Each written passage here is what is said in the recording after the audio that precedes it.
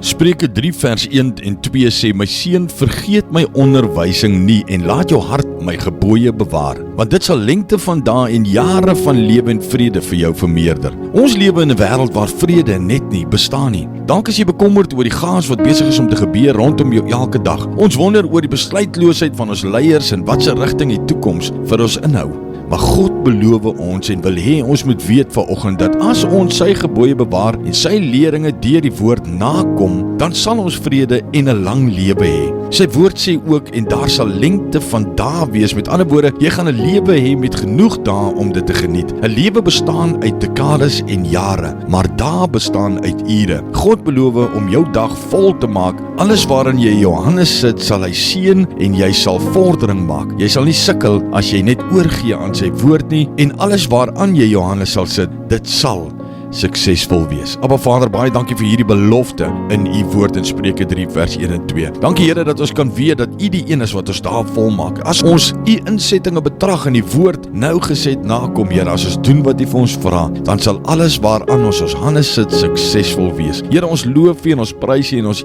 eer u vir u kosbare woord. In Jesus se naam, amen.